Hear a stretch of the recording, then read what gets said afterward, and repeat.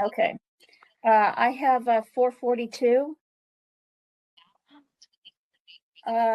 Chair LaHood, would you like to introduce the meeting?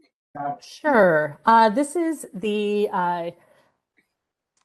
Sunshine Ordinance Task Force Compliance and Amendments Committee meeting for the City and County of San Francisco. This is a remote meeting via video conference. Should I be reading the link in? You don't have to. Okay. For public comment, the call-in number is 415-655-0001. The meeting ID is 24994784713 #. If you're on the phone, please press *3 to enter the speaker line. Remote access information and participation. In accordance with Today is June 28th. Yes. Today's June 28th, 2022. It is 4:43 p.m. Remote access to information and participation. In accordance with Governor Newsom's executive order number N3320, declaring a state of emergency regarding the COVID-19 outbreak, and Mayor London N. Breed's proclamation declaring a local emergency issued on February 25th, 2020, including the guidance for gatherings issued by the San Francisco Department of Public Health Officer, aggressive directives were issued to reduce the spread of COVID-19. On March 17, 2020, the Board of Supervisors authorized their board and committee meetings to convene remotely via Microsoft Teams and will allow remote public comment via video conference. Members of the public may participate by phone or may submit their comments by email to cheryl.leger, that's CHERYL.LEGER @sfgov.org. All comments received will be made a part of the official record. Sunshine Ordinance Task Force agendas and their associated documents are available at sfbos.org/sunshine. As the COVID-19 disease progresses, please visit the Sunshine Ordinance Task Force website regularly to be updated on the current situation as it affects the legislative process. Meeting decorum. Any member of the Sunshine Ordinance Task Force may call for decorum due to disorderly conduct of meeting participants. Persons who engage in threatening and/or menacing behavior may be asked to leave. Please call the first item. Item number 1, call to order, roll call, and agenda changes. Let's do roll call. Member Neighbors. Present. Member Neighbors present. Member Wong. Present. Member Wong present. Chair LaHood. Present. Chair LaHood present. We have a quorum. Has Member Wolf been able to connect to our meeting? I am looking here. I do not see Member Wolf in the queue. And I don't see a change in number of attendees on the phone. All right. Agenda changes. I am aware of 2 agenda changes. Item number 6, file number 20059. I heard from both parties, the petitioner and the respondent, that they wish to postpone this matter until the August Compliance and Amendments Committee meeting due to a new exchange of records that will take place in the next 2 months until then. And I received an email and a telephone call from Mark Sullivan regarding file number 22055, stating that he had received all his records and that we could take the matter off the calendar. Okay, thank you for those updates. And I appreciate the fact that you had put together a very extensive agenda packet for 20059. Oh my God. So, Jay, thank you for that. But well, it's all ready for the next 2 months. I mean, if we have to do this again, I know where to go. So, members, any questions about those agenda changes? Do we need to take a vote on that? No, I mean, we don't have to take a vote. We could take possible public comment. Let's take public comment on the agenda changes. Is there anyone who would like to make public comment on the agenda changes? Please state your name. We'll create a queue, and Ms. Leger will let you know when she's ready with the timer. Do we have public commenters on item number 1 regarding roll call to order, and agenda changes? Do we have any public commenters? And to clarify, this is a new system. Is that correct? Where people are pressing *3 to get in the speaker queue. Is that correct? It's been *3 for as long as the task force has used WebEx, Correct. not Microsoft Teams. This is different. All right, I don't hear anybody for public comment. Okay, I don't hear anyone or see any other indications that anyone likes to make public comment, but I would like to recognize Member Wolf Oh, good. is now in the meeting. Okay. I do see one hand raised at this time. There's one caller. Okay, Ms. Perkinson, if when Ms. Leger, if you could unmute the caller, and Ms. Leger will let them know when she's ready with the timer. Okay, this is a public commenter for item number 1. Yep. Unmuting the caller. Public commenter, could we get your name, please?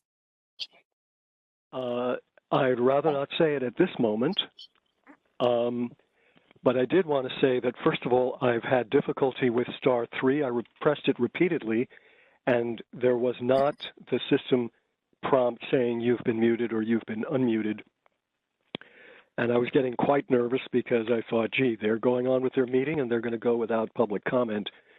And apparently the system isn't even registering *3.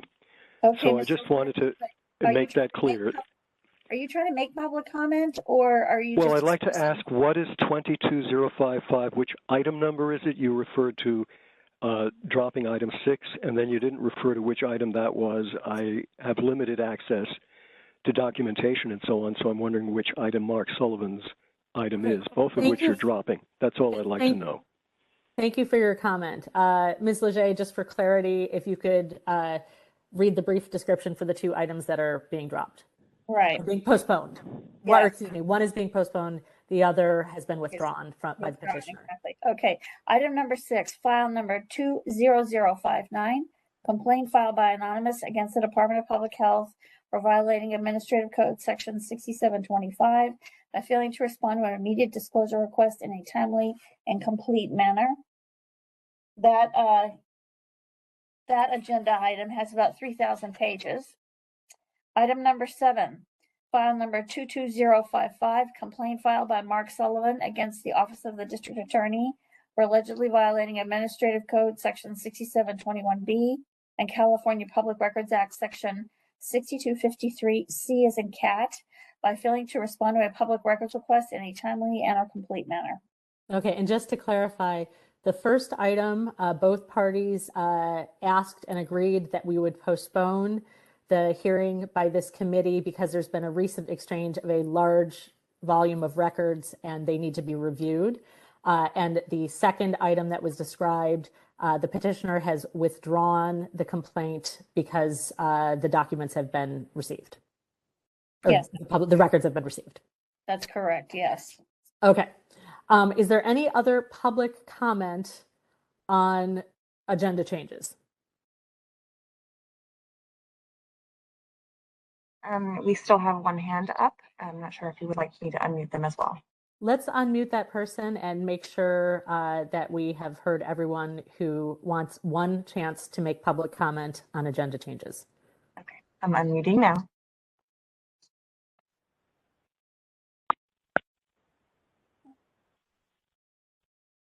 Hello, would you like to make public comment?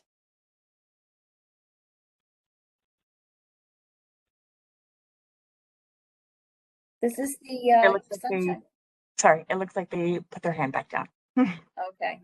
Okay, well, that happens.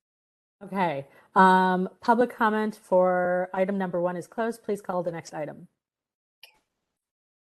I noted Member Wolf present at 4:48. Great. Please call the next item. Yes. Item number 2, approval of the April 26, 2022 Compliance and Amendments Committee meeting minutes. So I'll ask first, members, I hope you've had a chance to review the minutes. Do you have any changes? Okay, seeing none. Ms. Leger, any changes or requests that you were aware of that came in since this draft was sent out? No, not that I Okay. know of. Okay, let's open this up for public comment. This is public comment on the minutes from April 26, 2022. Again, please use *3 to *3 to join the queue. Ms. Perkinson will let you know when it's your turn in the queue, and Ms. Leger will let you know when she's ready with the timer. Do we have public commenters?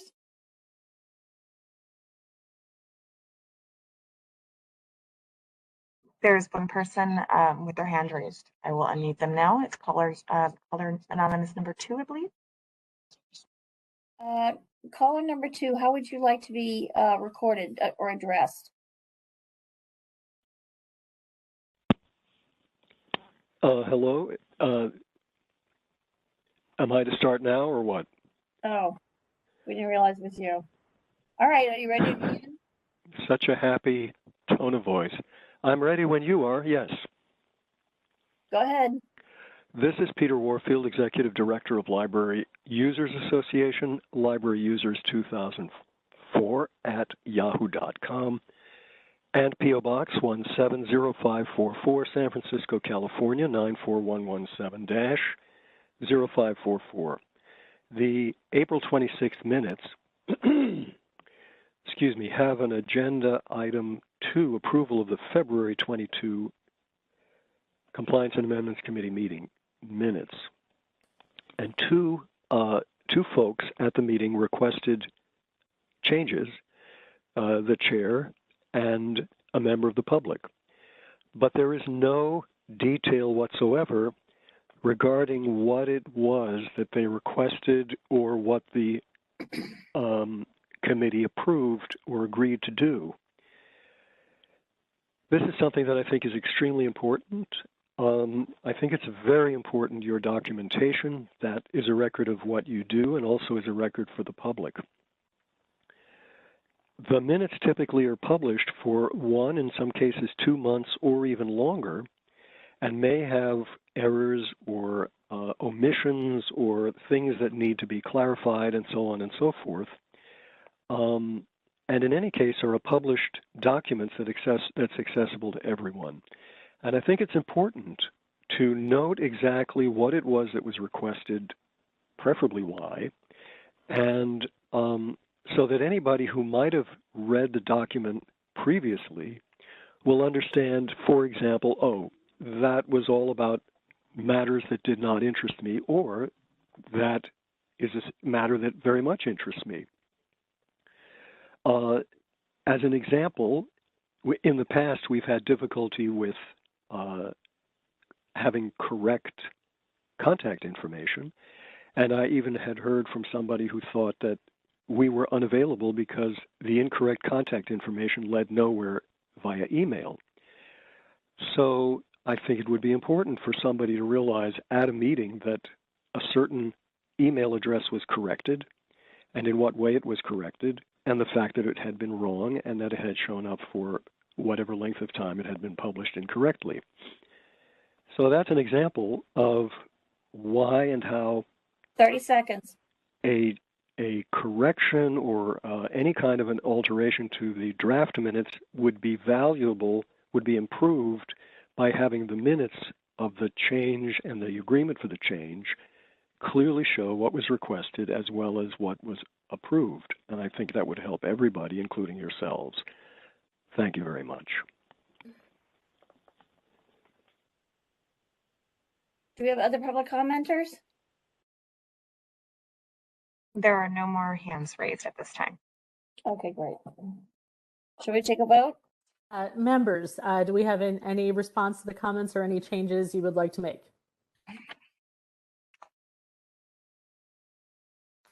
Do I have a motion to approve the minutes? This is Member Wong, so moved. Do we have a second? Member Neighbors, I'll second. Okay.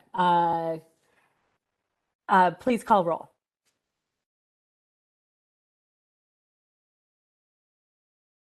Member Wong?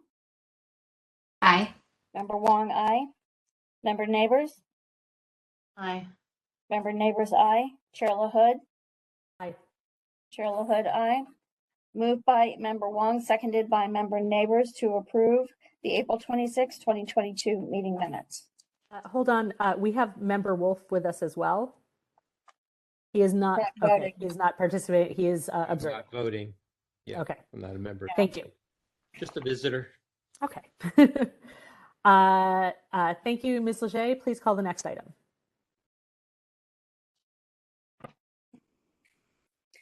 Item number 3, public comment. Members of the public may address the committee on matters that are within the committee's jurisdiction, but not on today's agenda. Okay, as we have done with the other items, if you'd like to make public comment, please press *3 to join the queue. Ms. Perkinson will let you know when it is your turn in the queue, and Ms. Leger will let you know when she's ready with the timer. If you'd like to make general public comment about matters not on today's agenda, please join the queue by pressing *3.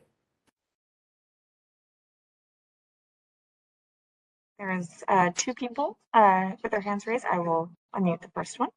I will unmute Cmd first. Sure. I'm sorry. Hello? Hello, this is Stilian. This is who? This is Stilian. Oh, Mr. Bajanski. Correct. Mr. Bajanski. I'm Stilian Bajanski, right. I would like to make a public comment, in regards to an item that is not currently on the agenda. Let me know when should I start. Okay, you may begin. Yes, I would like to report an issue with the online submission form at the Sunshine Ordinance website. It's quite confusing that as soon as I submit my request online, I'm forwarded to a blank page.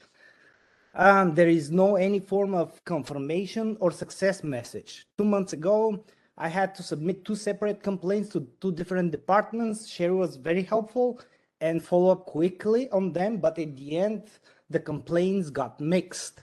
I'm not sure whether the complaint form was intentionally set up to create a confusion.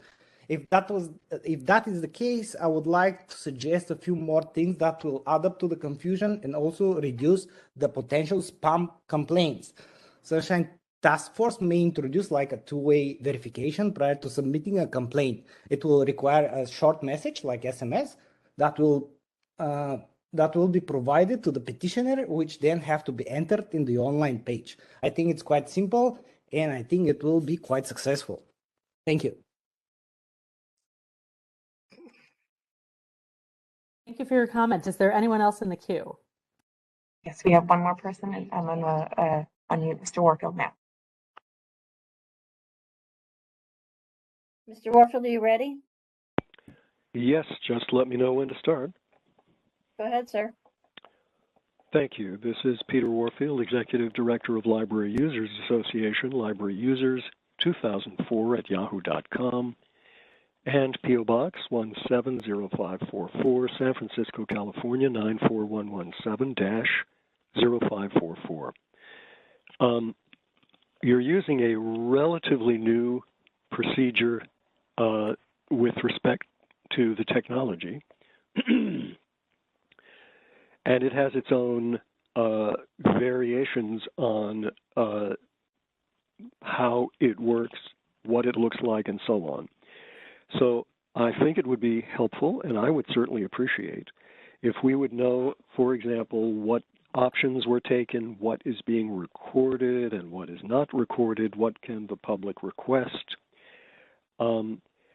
Actually, since I have always attended Sunshine Ordinance Task Force remote meetings by telephone, I certainly hope that in some fashion it's clear to everybody that there is a kind of a 2-track system.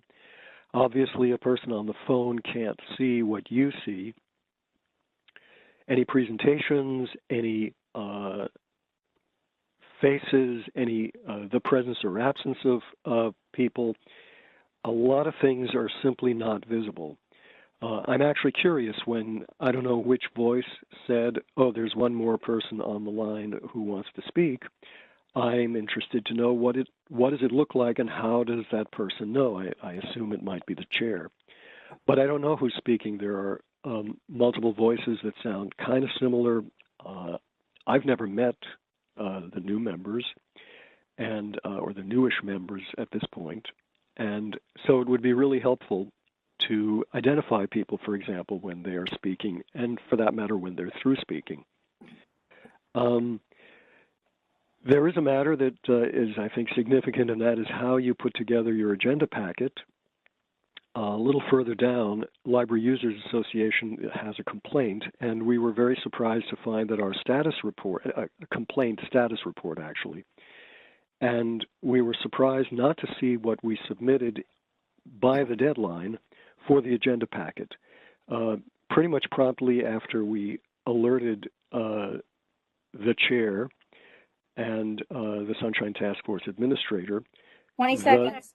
The document was included on Monday into the agenda packet, but there's no notice in the documentation, and I understood from the administrator that nobody was notified other than myself. And that means that people might have studied all weekend what the contents were and simply not been aware that there was an item that had been left out. Your time is up, sir. Thank you for your comments. Ms. Perkinson, is there anyone else in the queue?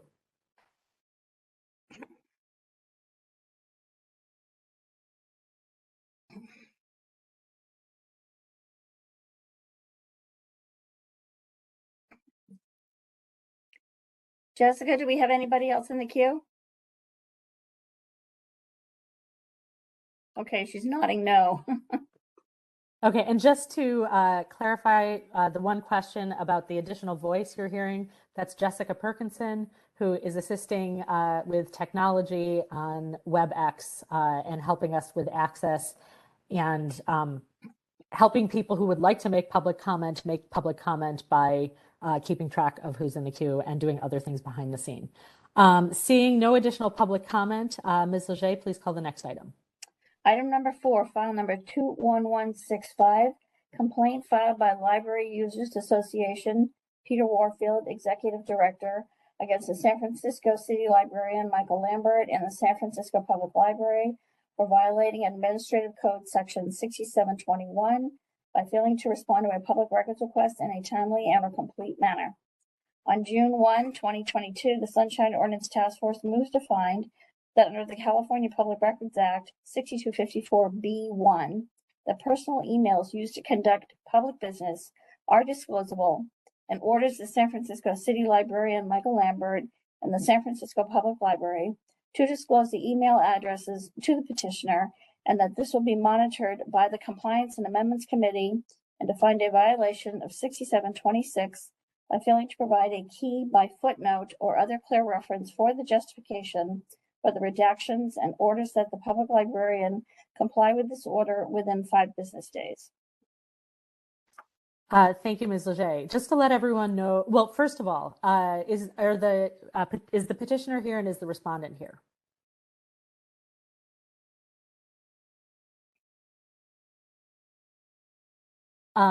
Ms. Perkinson, I believe we need to have Mr. Warfield unmuted.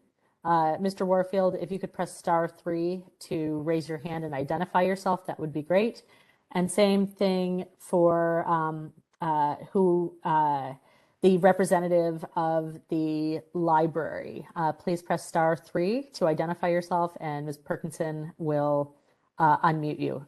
Once we have that happening, I would like to hear first from Mr. Warfield, then from the library representative, and then I've asked member Neighbors to take the lead on this matter, so she will take the lead on questioning. Mr. Warfield, are you unmuted at this time? I heard that I was unmuted just before you said to unmute myself, so I didn't press *3 or I would have been muted again. Okay. The whole muting and unmuting thing seems to be very sporadic. It either goes up or it goes down. It's not clear. And the other question I did have, what's the procedure? Will there be rebuttals or just a one-time comment, and for how long? This is going to be, because this is compliance, we're going to hear brief, we're not going to time it, but I'd like brief comments from each side. And then member Neighbors is going to lead additional questioning that will help us determine whether we have compliance in this case. But before we have you start, Ms. Perkinson, can you tell us, do we have a representative from the library? If there's someone here from the library or the Library Commission, please request to be in the queue. If you have not already, please press *3. Ms. Perkinson, do we have anyone who seems to be requesting to be unmuted? This is Margot Schaub at the library. Can you hear me? Yes, Ms. Schaub, thank you very much. We're glad to hear you. We're going to let Mr. Warfield go first. Mr. Warfield, we ask, we know you've submitted documents with your file, but we ask that you make brief comments, a brief summary about any additional response that you have received that would comply with our order of determination. You say that I submitted documents to the file. I submitted something to Chair Matt Yankee, and I believe to yourself as chair, assuming that's Lila LaHood speaking. But I sent something on Thursday, June 23rd, which was not included in the agenda packet. It's a 7-page, basically a status report. Very simply, the library has provided nothing in the way of library commissioner email addresses, as I understood the full task force ordered on June 1st in its 10-0 vote. I think that the administrator read from either the minutes or the note that was sent to both myself and Margot Schaub on the 2nd of June. So our document that was apparently just slipped into the agenda packet Monday follows page P38. And if you start with page 1 of 7, basically we've said that with respect to the substance of our complaint numbers 21-165, our status report is we have not received any library commissioner email addresses in connection with the June 1, 2022 order of determination. And then we go on to say we did receive an email June 8th, 2022 from Margot Schaub, presumably on behalf of City Librarian Michael Lambert and the library. It was sent 9 minutes before the close of business on the last day of the 7-day deadline provided by the order of determination issued June 1. The email did not indicate that a copy was sent to the Sunshine Ordinance Task Force. And I might say it didn't appear to have any co-addressees or CCs actually to anybody else. And then I go on in the letter to say we attach a copy of the library's letter below with 2 additional relevant documents, A, the substance of the June 1, 2022 minutes regarding this matter, and B, the order of determination sent the next day by SOTF administration. Thank you for your attention to this.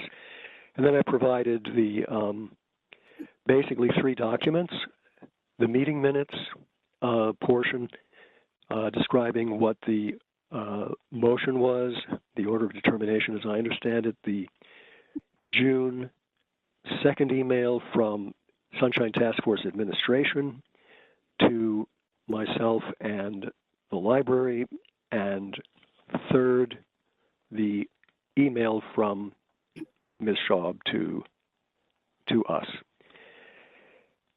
And I believe that is in there in the letter from the library to us is in there in our presentation because we sent a copy, seeing that it didn't seem to be sent to anybody else, and we had no way of knowing if anybody else was notified. We wanted to notify promptly the relevant Sunshine folks, so we sent a copy to, as I said, Chair Yankee, Chair Lila LaHood, and the Sunshine Ordinance Task Force Administrator, and that's further up on page, well, it starts, what we sent starts on page P32. The substance of the actual email is enclosed on page P33. And what it says is on June 2, well, it says Peter Warfield. It's dated June 8th at 4:51 p.m. and it says it's a long, somewhat long paragraph, not that long. Peter Warfield, it doesn't say dear or anything. Hello. On June 20,220, there's an extra zero there. Anyway, June 2, 2022, the library received from the Sunshine Ordinance Task Force its determination in file number 21165. The library is still evaluating the task force's determination at this time and will continue to withhold the commissioner's personal email addresses as exempt from disclosure based on personal privacy interests under sections 6254C and K of the Government Code and Article 1, Section 1 of the California Constitution. As we have stated previously, you are welcome to submit any communications directed to the Library Commission to me, and I will provide such communications to the commissioners. Regards, SFPL Records, never heard of that. And then further down, Margot Shaw, Library Commission Affairs Analyst, San Francisco Public Library.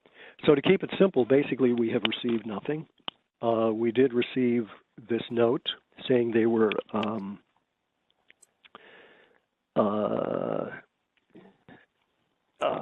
evaluating the determination. There's no clarity as to what they're evaluating or in what manner, or there's no date. And as I say, that's now a couple weeks ago, and we still haven't gotten anything. So we're assuming that the library is, well, not complying with what you have ordered. So I think that Mr. covers it. I'd be glad I to think answer that covers any questions. everything. I'd be glad. Okay. I don't know if it covers everything, but I'd be glad to answer any questions.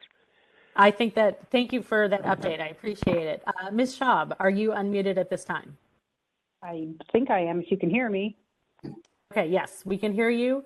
Do you have any response to what Mr. Warfield has just said, or can you give us an update we have all seen this June 8th letter that you sent to Mr. Warfield. Can you give us any additional update at this time? Sure, I can. Thank you so much. The library will continue to withhold the personal email addresses of the library commissioners under Government Code Section 6254C and K and the constitutional right to privacy under Article 1, Section 1 of the California Constitution.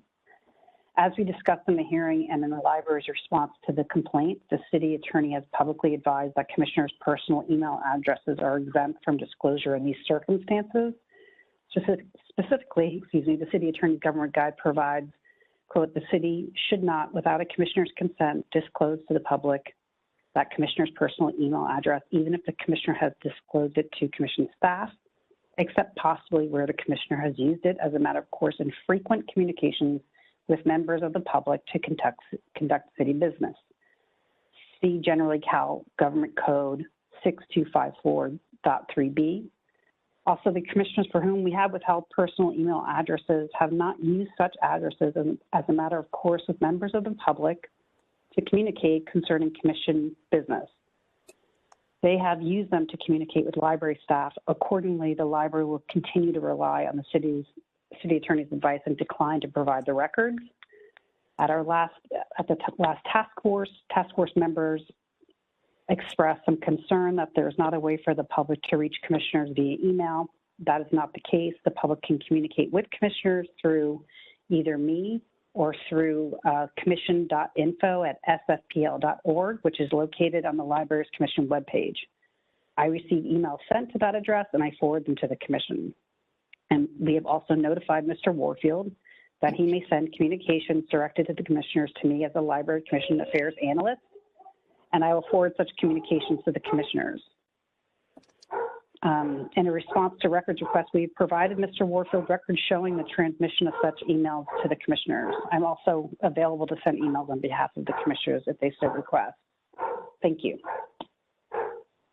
Okay, as I said, I am going to hand questioning off to member neighbors. I'm interested in seeing how you lead this. Because clearly we do not have compliance with our order of determination. Please go ahead.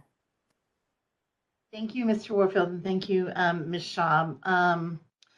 It does seem like we haven't made much progress or any progress since we issued our order of determination. A couple of things I want to clear up before we move forward and thinking about what to do next. One is, Ms. Shaw, you said in your email to Mr. Warfield that you were still evaluating the situation, but it sounds like you have finished evaluating and you've reached a final determination. Is that true, or is there a process and a timeline for continued consideration in this order of determination? At this time, we're not releasing the personal emails of the commissioners. Okay. Are you continuing to evaluate? Do you have some process? Are you continuing to consider the issue, or have you finalized that decision? We continue to discuss the issue, but to be forthright, we're not going to release commissioners' personal emails. Okay. And then the other part of our finding, we had this also a violation of 6726 for failure to provide a key by footnote or other clear reference for the justification for redactions. It sounds like you have a very clear rationale in your mind why those redactions were committed. Have you been able to provide that to Mr. Warfield in writing as per that order, part of the order determination? I have not provided that in writing. Can you expand on that a little? Because when I look back at the emails, Michael had responded by email because he was answering two questions. And one was about the upcoming agenda for a commission meeting, and the second were these personal emails. He just noted privacy. But then if I look at my files, which I believe I followed up and cited privacy for Mr. Warfield, but I don't have the documents in front of me. So that's a recollection, not an exact fact. Okay. My understanding was that he received a document, we have it in our packet, and it has redactions on it over some addresses, but not all email addresses. And I think that's, if I remember it correctly, that's the document that we determined needed the keyed redaction in order for it to be in compliance with the ordinance. I think I had mentioned in the email response to him that why I was redacting it. It probably was because I was new to the role and didn't know how to use the redacting tool to show why, so it would be printed right on them.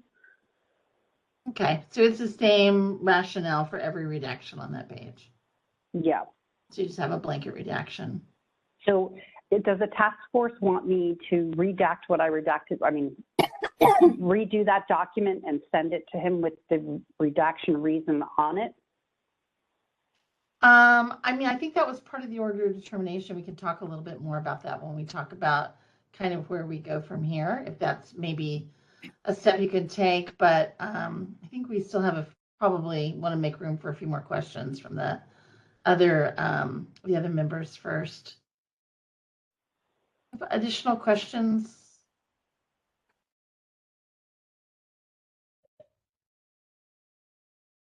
I'd like to recognize Member Wolf, who is also in attendance at this meeting.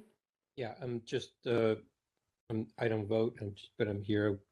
Just want to ask some questions around this real quick. For the respondent, are the commissioners issued SF.gov email addresses? They're not issued, no. Okay, thank you. That's my only question.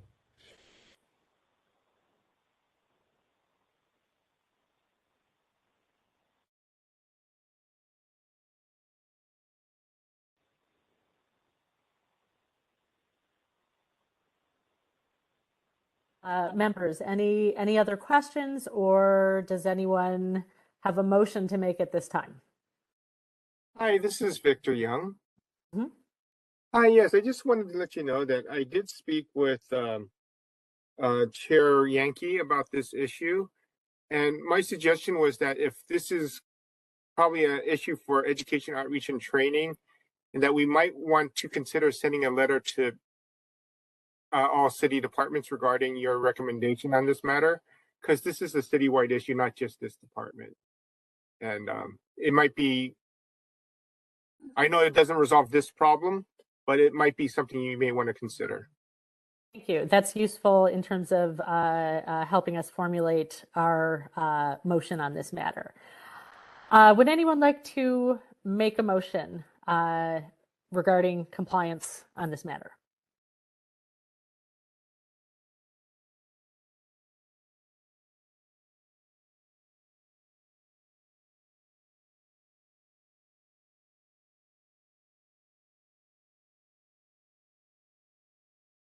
I'm wondering in terms of thinking about, escalating this issue for non-compliance, who the particular authority that makes the most sense would be. Mm-hmm. And if you have any guidance on that. I mean, so we would need to send this back to the full task force with a recommendation for where it would be escalated to. We can't escalate it directly ourselves. Right. But our options are Board of Supervisors, Ethics Commission. I don't think this is a case for at this, or I could be wrong. I think those are probably the two logical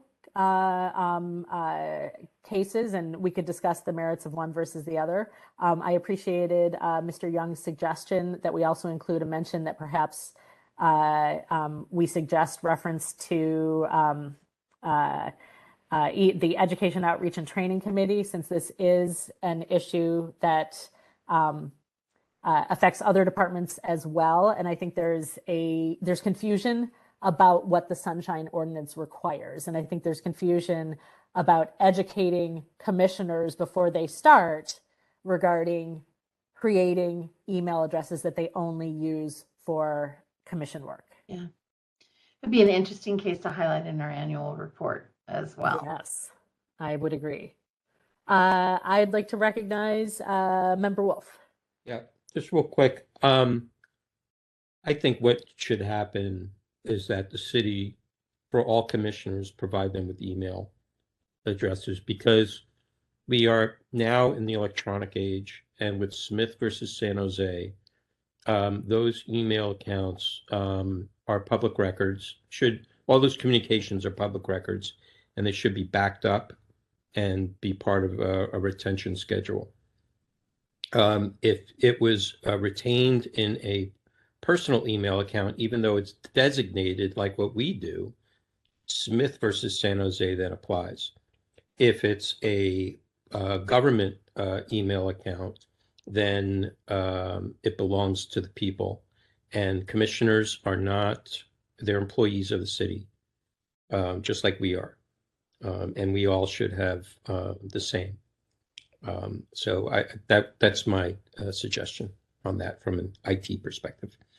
And this is Chair LaHood, based on what Member Wolf just said, I'm thinking more and more that this is something that should go to the Board of Supervisors, because this is a citywide operations issue, and we need to encourage them to require everyone to be operating in the same way. And I do like the suggestion of the city supplying the email addresses. That would remove a whole bunch of confusion about this.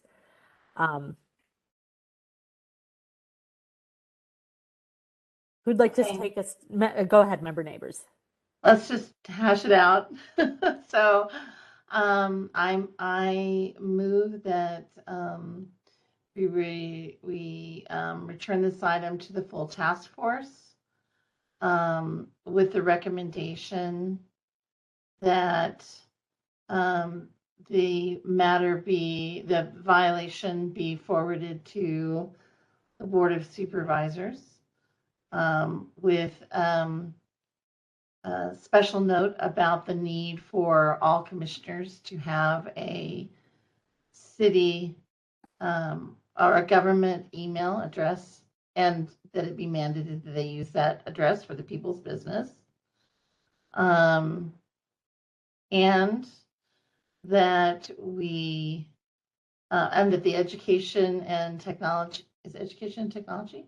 Education, outreach, and training. Education, outreach, and training commission consider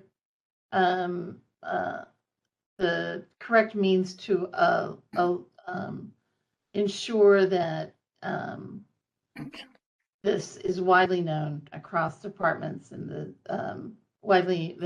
need for the city, the need for government email addresses and the use of those addresses by commissioners is widely known across San Francisco departments, city and county departments.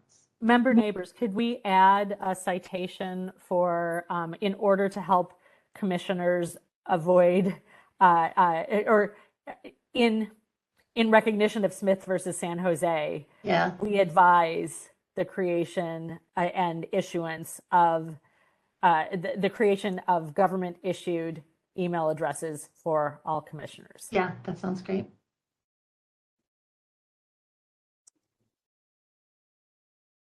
Members, any other modifications, or do we have a second on this motion? I want to make sure I got the whole motion. Let's wait till we have a second though, because they might have something to add.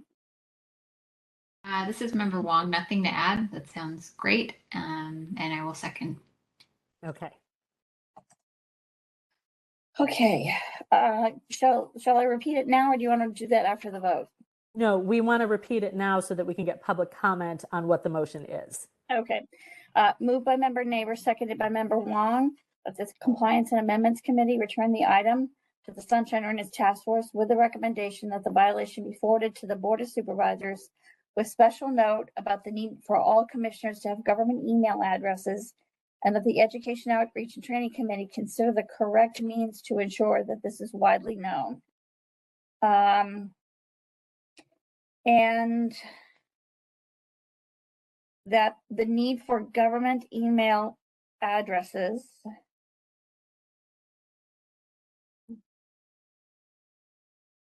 in recognition of Smith versus San Jose. That would be it.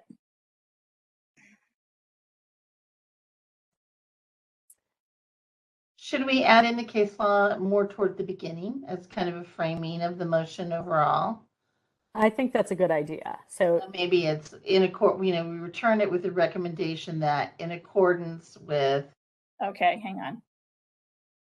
With the recommendation that in accordance with Smith versus San Jose.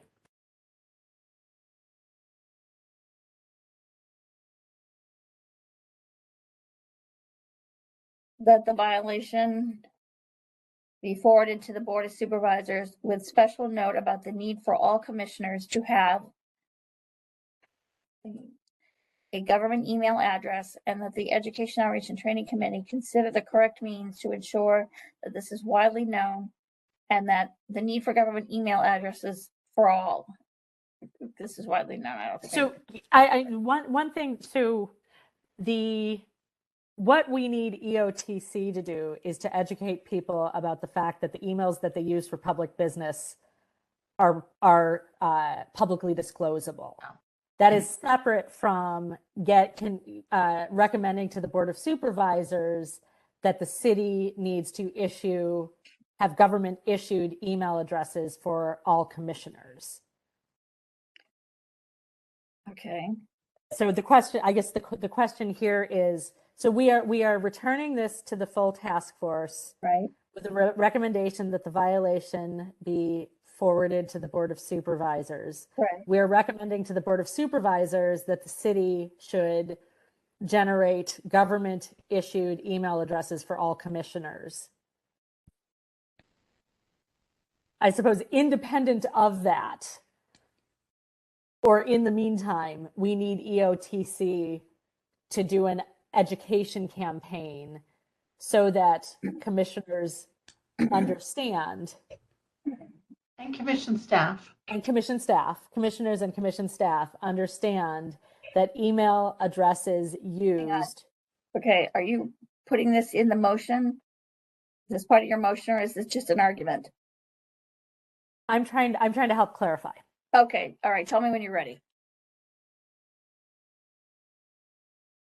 Maybe since this was Member Neighbors' motion, I'd like to let Member Neighbors. So I think we could just say, we could just say on the education and technology, develop and implement a campaign for assuring commissioners and commission staff's understanding of the need for understanding of emails or email content as public records, disclosable public records. Recommending that the task force ask EOTC to initiate an education campaign for commissioners and city staff so that they understand that the email addresses commissioners use to conduct city business are publicly disclosable. That they understand that email addresses used to conduct city business, used by commissioners to conduct city business, are publicly disclosable.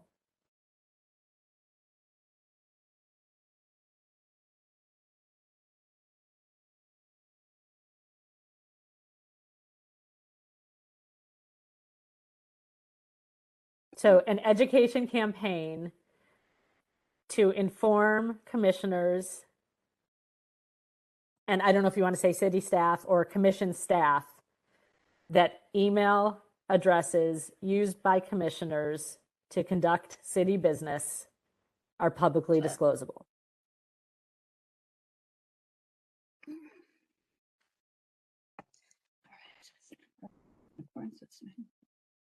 Well, I see Member Wolf raising his hand. Yeah, just a little clarification. In the first part, it's not necessarily in accordance with Smith versus San Jose. It's more with regards to Smith versus San Jose that you're doing this. Yes. And I think I think you're right that there are three parts to this, right? So the third part with regards to referring it to EOT in creating this campaign, I think it would be more about education about Smith versus San Jose, and that the information is public. The email address is not public, but the any online accounts, including email, social media, that whole list of things that came out of Smith versus San Jose. That's what you want to have people educated on. So we could simplify it and say an education campaign about the implications of Smith versus San Jose on the mechanics of personal email accounts. Yeah, or the mechanics of communication around commission work. Yeah. There you go. In regards to Smith versus San Jose, about the implications. Now I'm getting mixed up. An education campaign. Yeah. About the implications of Smith versus San Jose. Right. On implications of Smith versus San Jose for assuring commissioners and staff email addresses. No. We're simplifying it. So we're saying an education campaign about the implication of Smith versus San Jose on communication practices of commissioners and commission staff. I think that gives us a big umbrella, and you can get rid of all the other stuff we had regarding which email addresses they're using. Now, this is in part 3. So the first part is. Do you want me to read it? Sure. Okay. Moved by Member Neighbor, seconded by Member Wong, that the Compliance and Amendments Committee returns this item. Hang on a second. This item to the task force with the recommendation that in regards to Smith versus San Jose, that the violation be forwarded to the Board of Supervisors recommending that the city should generate government email addresses with special note about the need for commissioners to have a government email address, and that the Education Outreach and Training Committee develop and implement an education campaign about the implications of Smith versus San Jose on communication practices of commissioners and commission staff. That's a great motion. That's a motion to I be love proud it. of. Good for you, Lori. Thank you, Okay. David. Okay, so we have clarity on the language. We have a motion. We have a second. Let's open this up for public comment. I'm not sure who is managing this for us now. Ms. Leger, is it Mr. Young at this point, or who? Because I don't see. Yes, I see Mr. Young on the screen.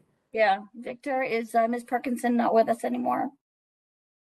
I have host duties at the moment. Okay. Okay.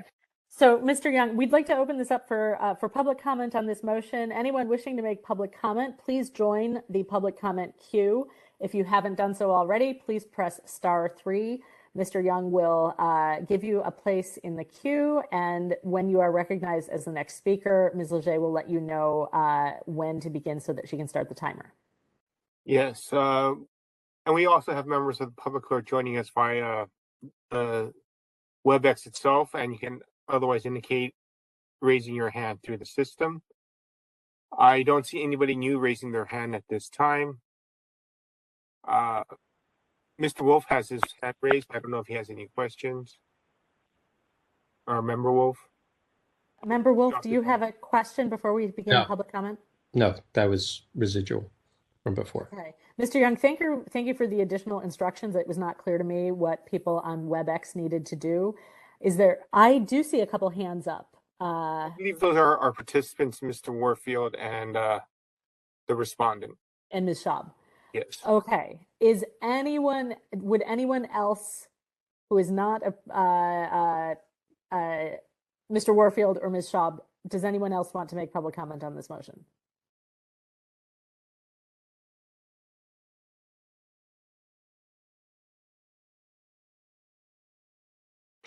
I do not see anybody else raising their hand at this time. Okay. In that case, and I feel as though we have waited long enough, we've done a bit of chatter to give people a chance to join the queue if they wanted to.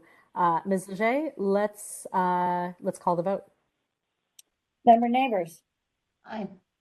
Member Neighbors, aye. Member Wong? Aye. Member Wong, aye. Chair LaHood? Aye. Chair LaHood, aye. The motion passes. Shall we move on to the next item? Yes, I want to say thank you to Mr. Warfield and thank you to Ms. Schaub. We appreciate you being here. And Ms. Leger, please call the next item. I do want to note for this item that the petitioner said he might be a little late, but he planned on being present for the hearing. Perhaps we wanted, after I read the description, we might want to make sure that he's here. Item number 5, file number 21011, complaint filed by the Electronic Frontier Foundation against the police department for violating Administrative Code section 6721, 6726, and 6727D for dog by failing to respond to a public records request in a timely and complete manner, failing to keep withholding to a minimum, and failing to provide assistance information regarding alternate sources of information requested. On June 1, 2022, the Sunshine Task Force, moved by Member Schmidt, seconded by Member Neighbors, to find a violation of Administrative Code Sunshine Ordinance Section 6721E by failing to respond to a complaint in a complete and timely manner, 6726 by failing to identify the actual redactions and justifications for redactions, 6721D by failing to inform the requester of the nature and extent of the non-exempt information, California Public Records Act, sections 6253B and C, by failing to respond to the complaint in a complete and timely manner, and orders the police department to go back and give a proper response to each item of the request, including information about the relationship with other outside agencies, and orders the police department to provide those records within 5 business days. Okay, Ms. Leger, thank you. I see a note from Mr. Moss that he is here. So he is the representative from the Electronic Frontier Foundation. Do we have someone from the police department here with us today? Yes, we do. I believe Lieutenant Whalen is present. I just made they have control over their own microphone at this time. They are a panelist. Okay, great. Lieutenant Whalen, could we hear you speak? Lieutenant Walland. Walland, sorry about that. Thank you. My apologies. I always get names wrong. I don't see anybody. If you are the complainant, if you can raise your hand at this time by pressing *3, it would be appreciated. I Or see Mr. otherwise Moss. indicating you are the complainant by raising your hand. Oh, there you go. Sorry. I see it in the notes. Mr. Moss, could you, I see you appearing on our screen now. Could you please unmute yourself and let us know that you're able to speak? There I you am go. here and able to speak. Okay, great. So here's what we're going to do. We're going to give Mr. Moss a chance to give us an update on any additional material that he has received based on our order of determination. Then we will hear from Lieutenant Walland in response, and then we're going to ask questions. So Mr. Moss, can you tell us, have you received a response to each item in your request, including information about the relationship with other outside agencies and the police department? So the response that I received from SFPD is almost identical to the response that they gave us before. The only difference between the two is that they went through their redactions and added notes citing the part of the Public Records Act that allows them to make those redactions.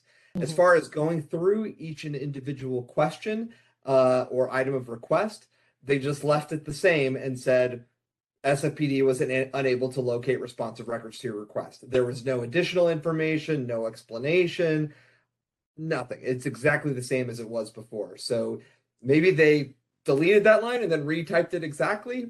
I don't know. I don't have track changes on their word processor at this point. But if your question to me, did I get any satisfaction from this? No, there's nothing new here. It doesn't seem like they actually went through the process. Okay. Thank you. And Lieutenant Walland, do you have a response to what Mr. Moss has said or any additional information to share with us about how the police department is complying with our order of determination?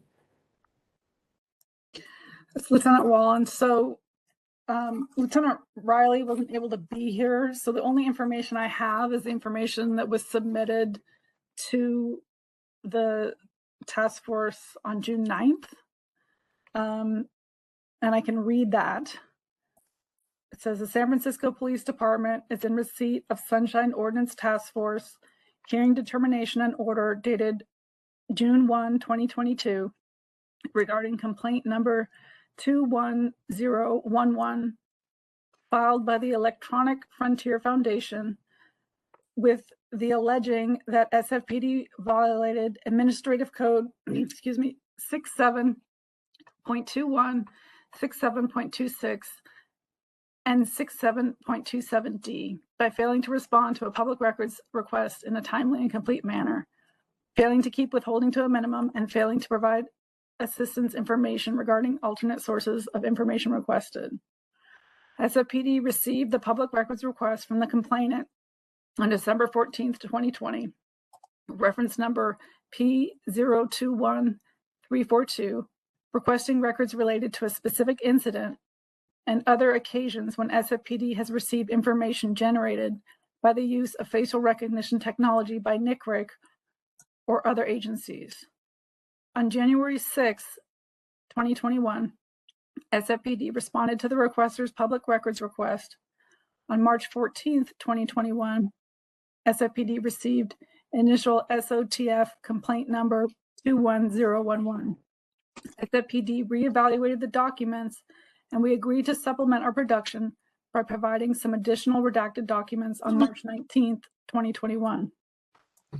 Following the SOTF hearing determination and order dated June 1, 2022, SFPD provided a revised supplemental production to the complainant to include an overlay exemption code to each associated redaction. And that's attachment 1. That's what the department submitted. Okay. Thank you for giving us that summary. Having looked at the file, I did see the additional, I guess on page P178, we have the redaction codes, and I saw the documents sent in with the codes on each of the redacted items. It was interesting. There were a couple that I did notice that there were some that appeared in the first batch that had been taken out in the second batch, and it seemed that there were cell phone numbers there were redactions in staff signatures, and it looks like some of those were removed, but some of them were still redacted.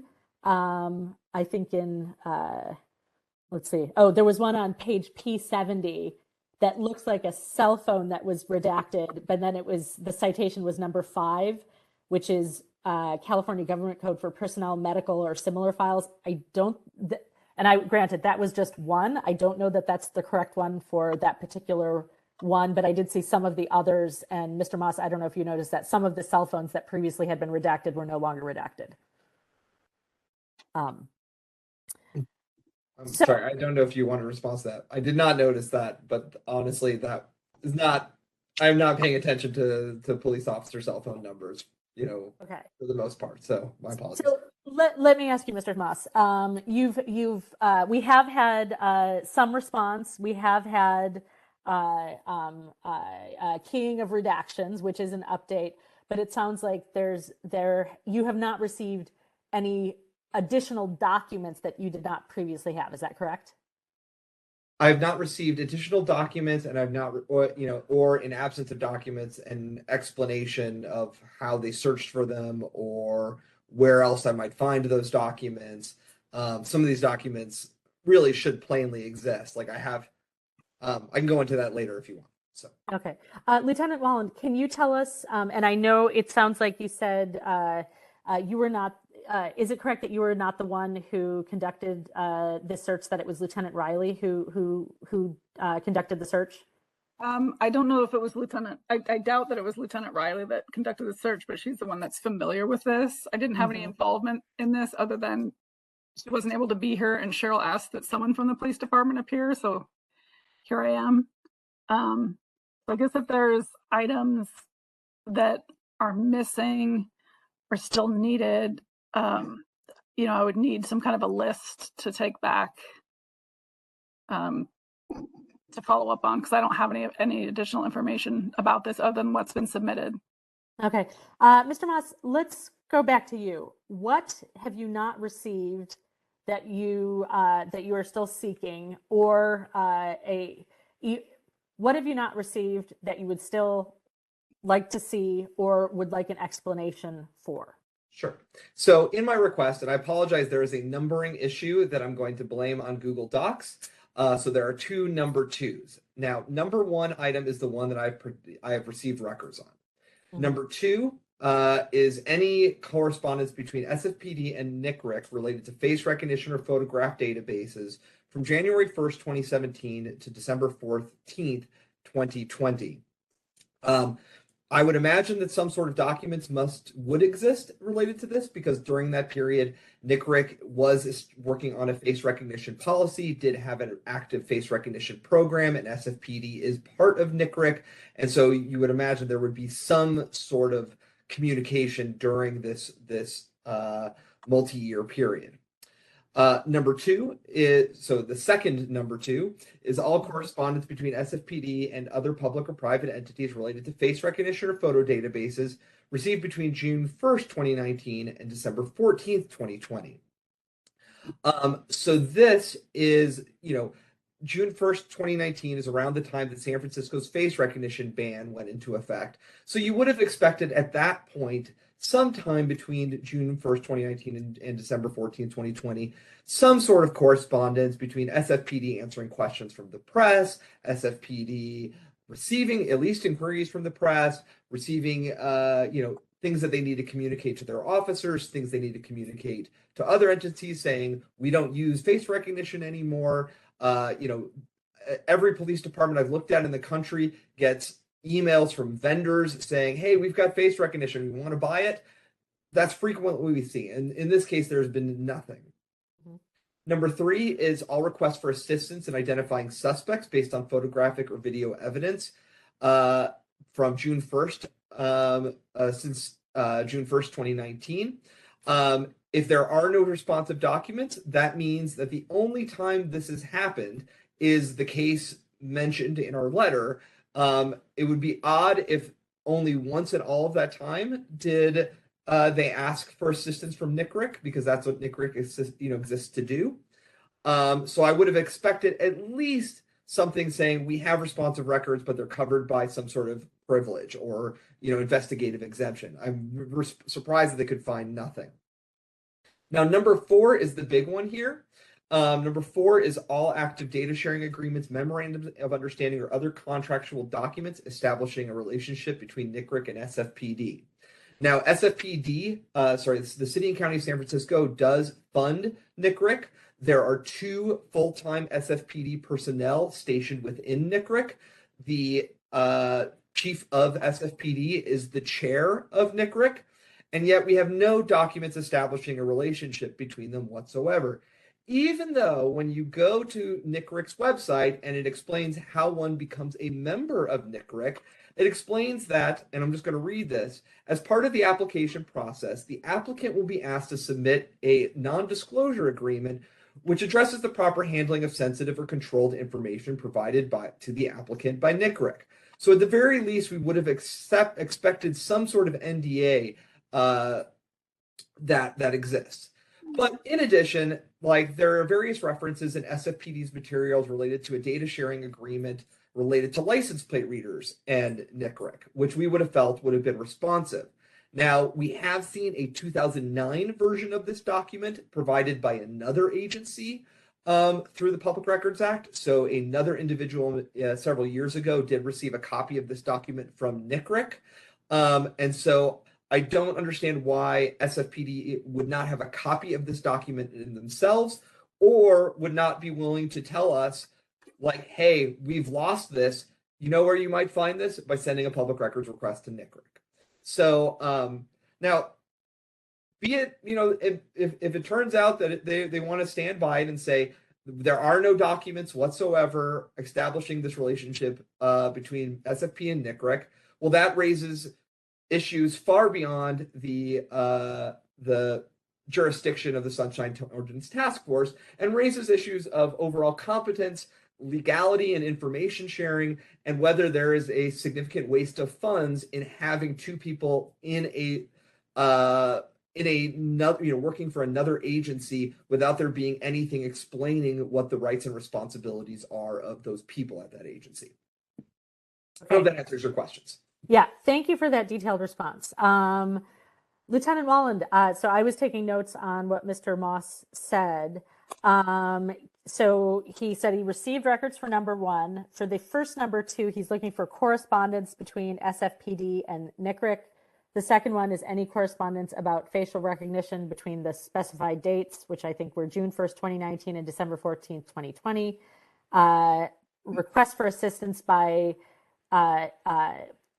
all requests for assistance by SFPD, requests to NCRIC for assistance IDing suspects, and then all active data sharing agreements between NCRIC and SFPD. Are these items or categories of items things that you or one of your colleagues could do a search on and report back the findings? I would appreciate if Mr. Moss was able to send us something in writing. Often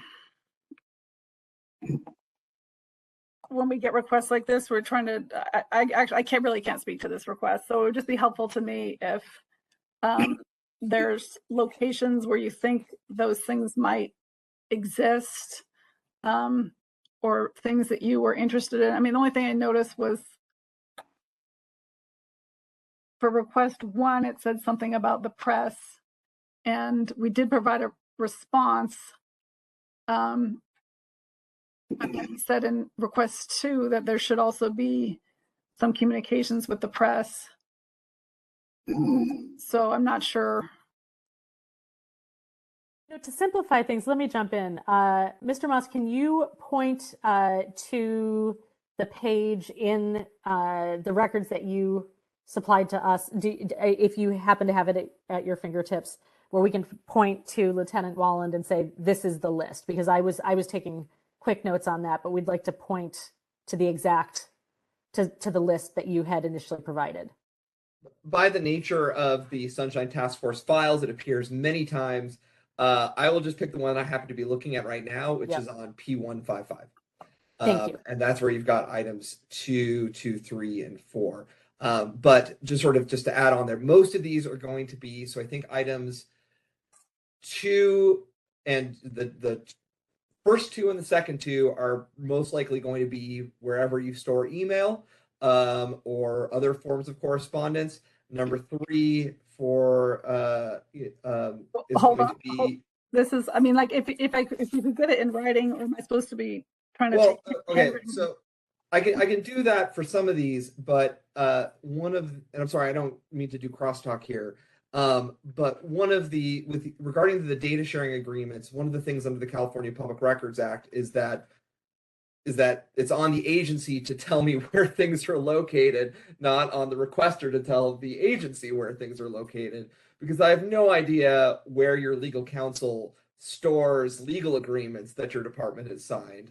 I want to guess it's in a folder like somewhere or a box, but I don't know. I'm not at your office. So, Mr. Moss, I'm gonna have you pause there. And Lieutenant Walland, I'm not sure if you're looking at the file that was sent out with this agenda, but the reference to page P155, there's actually a reply here from Lieutenant Riley, and we do have responses here, but they're not very detailed. So the response to the first number 2 was SFPD was unable to locate responsive records. The response to the second number 2 and number 3. I have that. So, okay. Like when I was taking notes, he said something about request 2. There should be something from the press, but we did provide something from media relations in request 1. So I'm not sure if he thinks there would be something additional. Okay, so it looks like so the request for 1, which actually has multiple parts,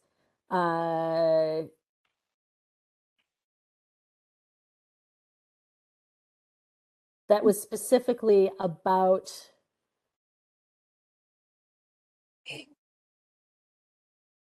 okay, so the first one was about a specific case referenced in a San Francisco Chronicle report. The second request that, all correspondence related to face recognition or photographic databases would be a broader category of cases. Mr. Moss, is this correct? It would not just be related to that one case, but any conversations bounded by those dates that happened over email, which might include inquiries from media about face recognition or photograph databases. That's correct. The only reason I mentioned media is because I don't know what conversations are happening behind the scenes, but based on what I'm able to see in the press, there was a large amount of attention on face recognition in the media, and it's a general practice of the media to reach out to public information officers to ask questions. So that is why I just sort of assumed that there might be something, even if it's just a clip from their PIO officer saying, here's a story about us. Okay. Thank you for that clarification. I have asked a lot of questions here. I'd like to give a chance to my fellow task force members to see if they have questions, either for the petitioner or the respondent, about the compliance in this case. I have one quick question for Mr. Moss. So Member Wong, please go ahead. Oh yeah, sorry. In the response from Lieutenant Cox, I think they stated that you could contact Briseda Walton with a phone number. I don't know if you all ever tried to contact this person, if anything came of that.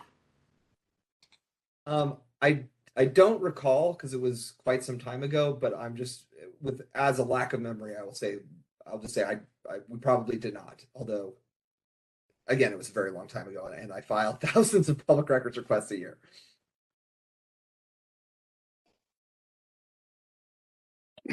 Members, any other questions?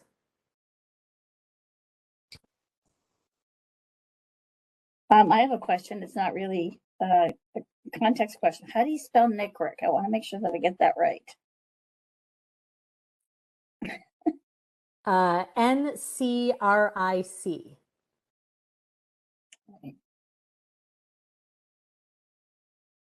Okay. Sorry, it's Lieutenant Walland. I didn't really realize how old this request was. I just realized it now when you mentioned Lieutenant Cox. So yeah, no, Lieutenant Riley, unfortunately, is not going to have any more information than I am. Okay, the one question that I do have here, Lieutenant Walland, is, so we do appreciate that Lieutenant Riley wrote, an itemized response to each of these requests. I wish Lieutenant Riley was here to be able to explain, was unable to locate responsive records to your request. It is a statement, but it doesn't really explain how the search was conducted. And based on what Mr. Moss has said, it does seem as though there should be, or one might assume that given that this was a hot topic of conversation during the time period for which he requested records, it's surprising that there would not be any responsive records in these categories. Members, I'd like some backup on this. Does that sound right to you? Would you expect to see some? Okay, I'm getting nods from both Member Wong and Member Neighbors. Member Neighbors, go ahead. I didn't mean to cut you off. No, I absolutely. It's highly suspicious or unusual that you wouldn't see those records in response.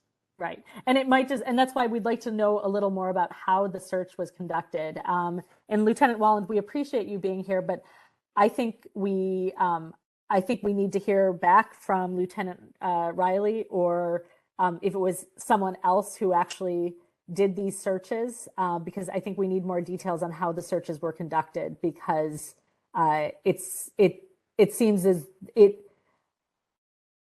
I don't understand why there were no responsive records to these searches given the time frame.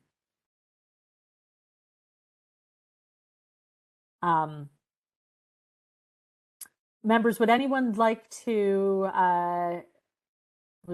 else like to step at making a motion on this?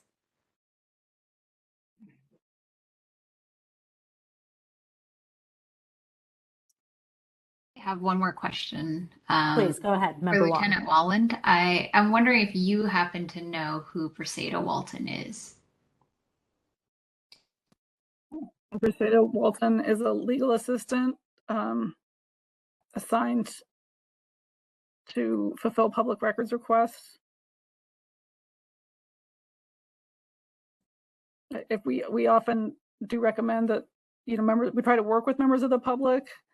If they contact us to try to narrow, I would recommend if someone does get a response and they have questions about it, that they contact the person that prepared the request and contact that phone number. That person may be able to assist. At the time, now it's been 2 years, so it would be hard to say what happened 2 years ago. I don't know. Okay, thank you. Member Wong, did you have any additional questions? No additional questions. I mean, I do want to point out that Lieutenant Cox did say there are some responsive records, but he also in the letter didn't really describe the nature of those records, just why they could not be released, or he cited, you know, laws in which they couldn't be released, but not what those records were or their nature. So, I feel a little frustrated. I am curious, are we able to find other violations? Or can we, refer this back to the full task force with recommendation to find further violations in addition to what we've already found? Well, so if we do that, what will happen is that it'll go back to the task force, and then I think it will come back to us. And it seems to me that we might, I'm inclined, but I'd like to hear members what you think, that we make another request to the police department to send someone who can respond to questions about how the search is being conducted, or in the meantime, send us a. Actually, I don't think we need to wait to have someone appear here in person. I think we could request a written explanation of how the searches were conducted for items number 2, 2, 3, and 4, and clarifying on the record that there are items number 2, that we would like in writing an explanation for how the searches were conducted, what search terms were used, because we are not convinced that there would be no responsive records to searches for some of the terms that were described in items 2, 2, 3, and 4 for the periods covered by the request. Member Neighbors. I think that's a great idea. I would be in agreement with that. I'd actually love to see us getting as granular as we have on our pilot respondents form, item 3. We ask, what method did you use to locate these records? And the response should include the name and job title of the person who performed the search, the method and search terms utilized, the devices, forms of communication, or systems that were searched, the dates of these searches, copies of communications used to conduct the search, such as emails to staff directing them to conduct a search, IT tickets, queries, and any other information that will help us understand the search methods. Okay, actually, Member Neighbors, that is very helpful. I'd like to make a motion that we request a response from the police department regarding both items number 2, 3, and 4 in this records request, and we would like a detailed response to, and Ms. Leger, I don't know if we should just grab the item number 3 on our respondent intake form, copy it in its entirety into this is what we're looking for in a written response from the police department. Item 3 in the. Would it be helpful for member neighbors to? I want where it is on the form. Yeah, okay. It's number 3, A through F. And member neighbors, just for the record, can you give us the title of that form so anyone who's attending this meeting can understand what exactly we're referring to? The official title of this form is Preparing San Francisco Sunshine Ordinance Task Force Respondent Packets. Okay. Okay, so the motion is we are requesting, or actually, Ms. Leger, why don't you read back what you have so far? Okay, I don't have a second. No, I know, but I would like to know. Yeah. Moved by Chair LaHood that they request a response from the San Francisco Police Department regarding both items number 2, 3, and 4, and would like a detailed response, and then copy items number 3, A through F, into the record. That's what I have so far. Okay, detailed response.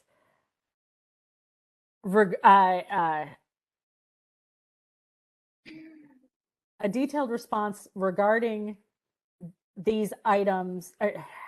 I want to make sure that they understand what we're asking. So a detailed response in the to the questionnaire provided in the format described in the questionnaire provided below, and then you attach that.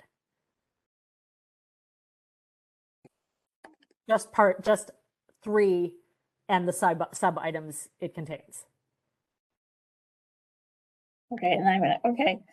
Regarding both items, both item number 2s, 3, 4, and would like a detailed response to the questionnaire provided in the format in item number 3A through F. Okay, but we're going to confuse people with numbers. So in the format indicated here, and then I just want you to copy all of that text.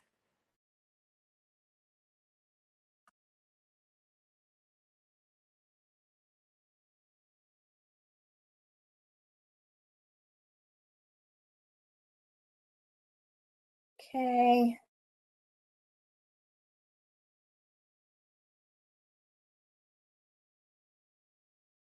Okay. Indicated in the respondent questionnaire. Yes.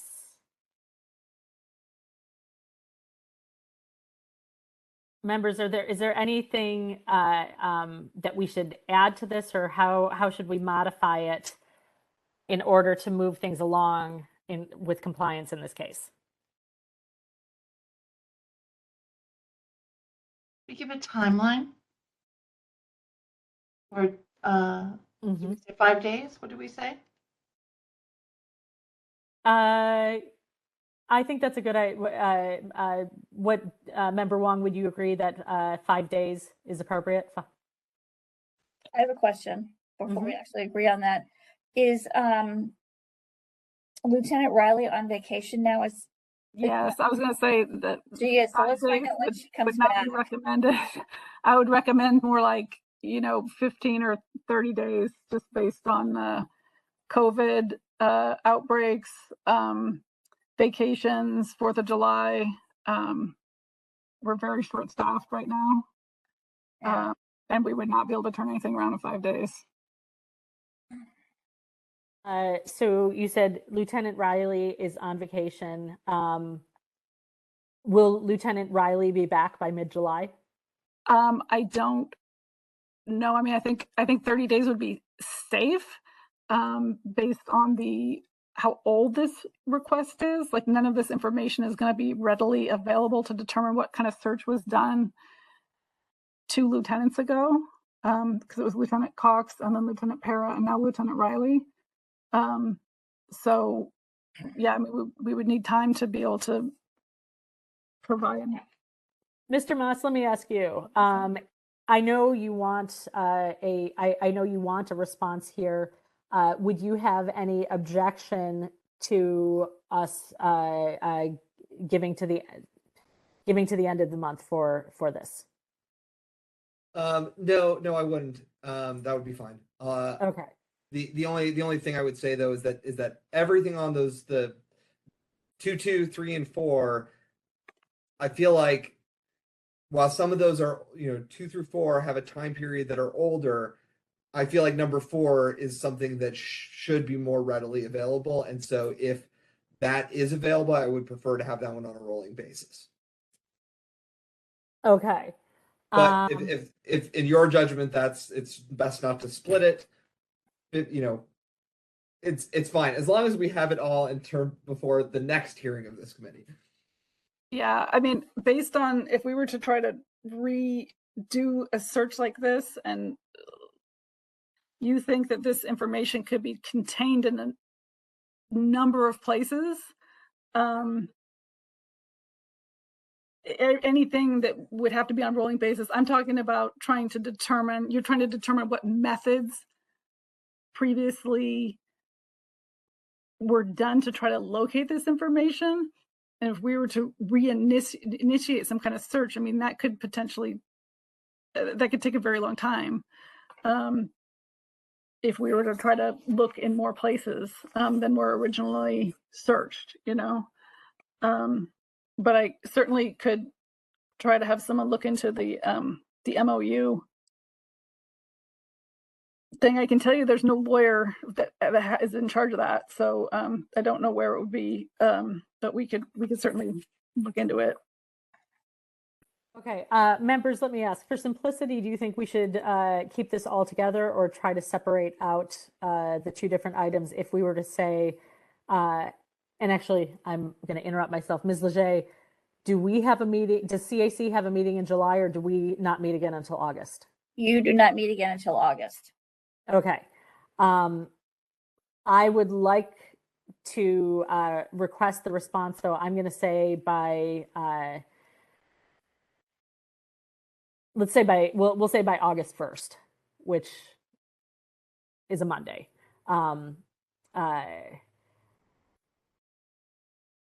I think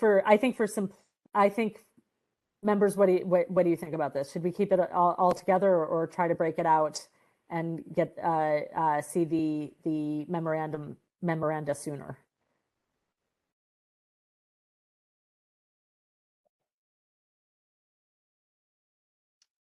I think it's worth getting any records that we can, because right now we're just requesting for how the search was done. Mm-hmm.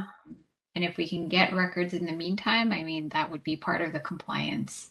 The other thing is, I think as Lieutenant Wallen mentioned, it has gone through Lieutenant Cox, Lieutenant Para, and Lieutenant Riley. And I imagine that, there would be some availability from someone other than Lieutenant Riley to respond in this way, especially given that Lieutenant Riley took over this file. Mm-hmm. I assume she'll be contacting those folks to get information from them. So if I think Lieutenant Cox is retired. Yeah. And then, well, I mean, there's also Briseda Walton. So, yeah, they may have information as well. I imagine there's someone that we could get a response from sooner. Are you suggesting that we set an earlier deadline? I think we should. I feel like we've given it quite a bit of time. As we keep mentioning, this file's quite old, so.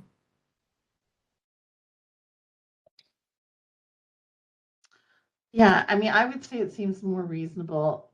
15 days would be as long as, or two weeks. I mean, there's always going to be some reason.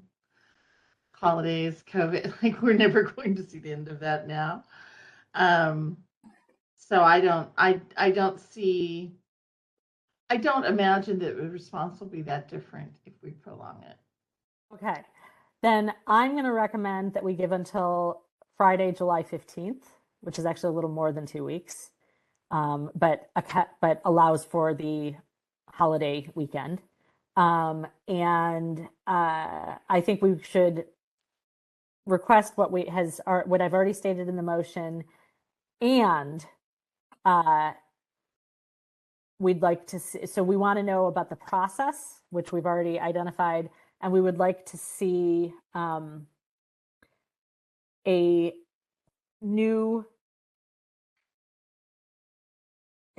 we'd like to see all active data sharing agreements between NCRIC and SFPD supplied with the response, or an explanation for why they cannot be located.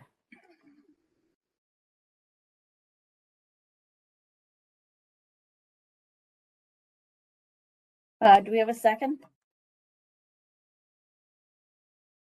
This is Member Neighbors. I'll second. Okay.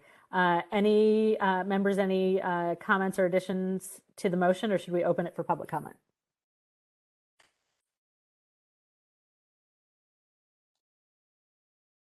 Okay. Mr. Young, we're preparing to take public comment on this motion. Could you let us know if there's anyone on WebEx or on the phone who would like to make public comment? Again, if you're on WebEx, you can raise your hand. If you are on the phone, press *3 to join the queue.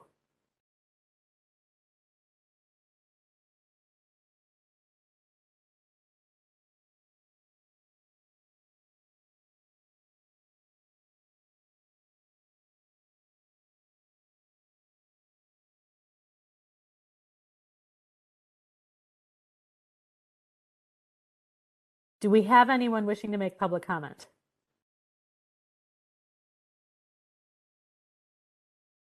If anybody would like to make public comment, you can raise your hand at this time by pressing *3, or otherwise raising your hand through the application of WebEx.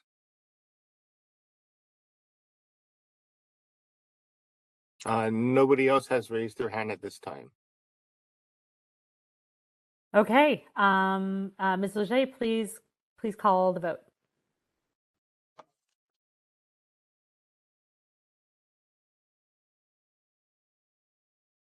Chair LaHood? Aye. Chair LaHood, aye. Member Neighbors? Aye. Member Neighbors, aye. Member Wong? Aye. Member Wong, aye. Shall I read the motion just for clarity? Please. Moved by Chair LaHood, seconded by Member Neighbors, that the committee request a response from the police department regarding both items number 2, 3, and 4, and would like a detailed response to the questionnaire provided in the format indicated in the respondent's questionnaire.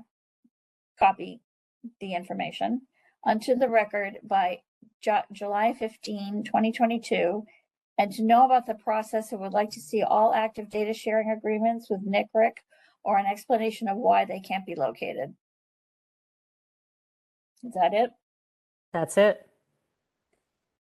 Thank you, Mr. Moss and Lieutenant Walland. We appreciate you being here. It looks like we might see you here again. So we appreciate your participation in this process. Thank you. And Cheryl, you're going to email that to us? The document you guys were just talking about? The NCRIC document? No. The order is, I just want to make sure that it goes to it's going to go, well, just make sure it gets emailed to me so somebody can access it. The motion. Yeah, I'm happy to send you the language of the motion so that you'll have it. Yes. No, I just don't send it to Lieutenant Riley. That's all. Hopefully she won't be checking your email. Okay. Thank you, everyone. Thank you. Thank you, Ms. Leger, for making sure that everyone who needs access to the motion that just passed will have access to that.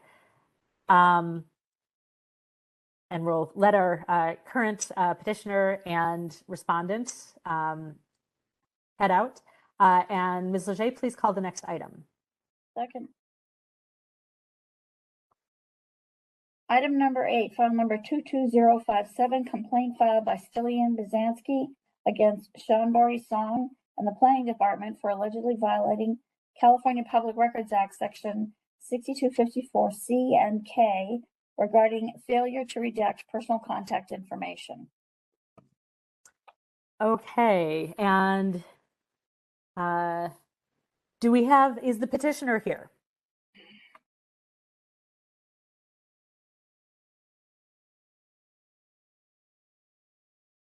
Mr. Young, are you able to see, is the petitioner here either in WebEx or on the line? This is I have unmuted a person raising their hand. I am hoping that they are the party to the matter. This is Laura Lynch from the Planning Department. Okay, Ms. Lynch, thank you for being here today. So you are the respondent? Yes. Okay. Okay. If you are a party to this matter, you can raise your hand by hitting the raise your hand symbol or hitting *3. And so we're looking for Mr. Bazansky, who was here earlier because he did make public comment on during general public comment. Mr. Bazansky, if you're on, I can't remember if you were on WebEx or if you were on the phone, but if you could request to join the queue if you're on WebEx, or press *3 if you're on the phone, and Mr. Young will unmute your line. I will go ahead and unmute our only other caller to see if they are the person. One moment. Mm-hmm. Hello, caller. I just unmuted you. I was wondering if you can identify yourself just so we know if you're a part of this matter or not.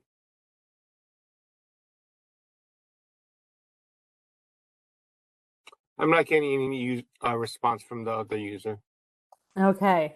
I'm a little bit concerned because I know Mr. Bazansky was here earlier, so I believe he intended to participate here.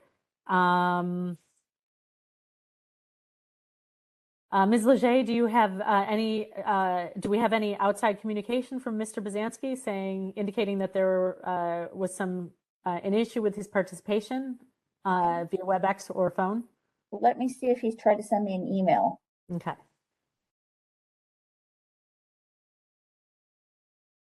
There. No. Let me check my phone. Just in case. And I don't think that. No, not my phone either.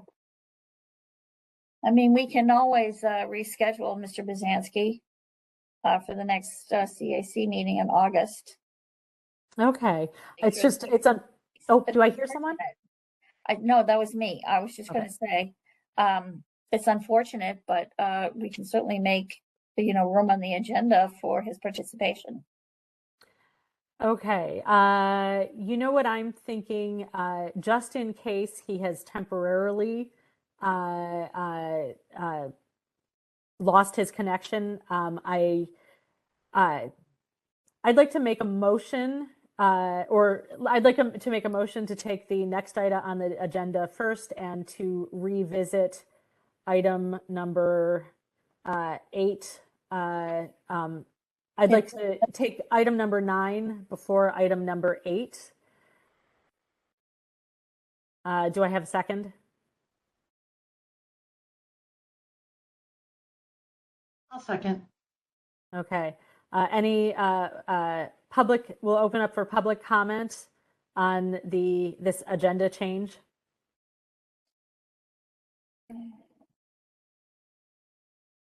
If anyone on WebEx would like to comment on the agenda change to take item 9 before 8, please indicate so via WebEx by raising your hand, or if you're on the phone, you can press *3 to be recognized.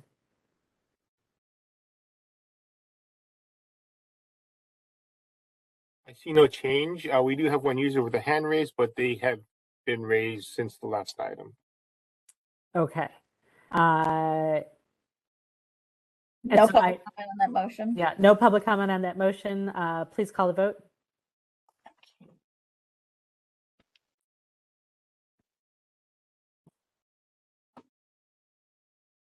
Chair LaHood? Aye. Chair LaHood, aye. Excuse me. Member Neighbors? Aye. Member Neighbors, aye. Member Wong?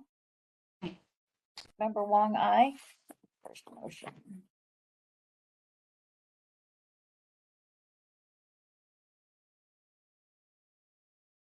Okay. So shall I call item number 9 now? Yes, please. Item number 9, announcements, comments, questions, and future agenda items by members of the Compliance and Amendments Committee. Members, do we have any announcements or suggestions for future agenda items that we should discuss in CAC? I would like to recognize Member Wolf. Hi, thank you. So back in April, we had San Franciscans for Sunshine make a presentation about amendments to the ordinance and potential charter amendment. We didn't really determine what we should do with it thereafter, except that folks could engage them directly, individually. Now the organization is ready to move the proposals forward. So I wanted to offer them some time in this space to be able to give you an update on what that is, and to schedule for this to be heard on your agenda. Or if you feel that it needs to be more timely to the task force agenda, whichever comes first. So we have Allison Washburn, who's the head coordinator for San Franciscans for Sunshine. She's former ESO task force chair. and she's with us here today. So with your permission. So just to be clear, before Ms. Washburn speaks, I want to make sure that since this was not on the agenda, we shouldn't be talking about particulars of the topic, but since Ms. Washburn is here, if she'd like to echo your request for what you'd like to have added for a future agenda, that would be fine. But I don't want further discussion because this was not on the agenda. I understand, but she's making a comment about whatever the updates are. You don't have to respond. Yes. Just listen, and but the request that came through me was to seek putting this on an agenda for official discussion sometime in the future. I'd like to recognize member Neighbors. Are you saying that Ms. Washburn will be making a public comment after this item? No, she'll be giving you kind of an update of where things are right now and making a request for. I would say as a point of order that's outside of the scope of this agenda item, that we should agendize that and hear from her a report at our next meeting. And that way, public will know when to expect to hear that. We'll all know when to expect to hear that. This is for announcements, comments, questions, and future agenda items. Right. So this is an announcement and a future agenda item. So what I think we should do is finish taking, this is a proposed future agenda item, and I, as chair of the committee, I agree that this would be a good future agenda item for us to take up. I'd like to find out if there are any other announcements or future agenda items that members of the committee would like to recommend. And then what we'll do is we'll take public comment on this section. And I think that would be a great opportunity for Ms. Washburn to comment on the proposal of this topic for a future agenda item, which, as the chair, I agree with putting this on the agenda of an upcoming meeting, and our next meeting would be in August. Member Wong. Can I make a recommendation? I know that our full task force meetings tend to be very packed, but I would love for the full task force to, hear the full update from San Franciscans for Sunshine.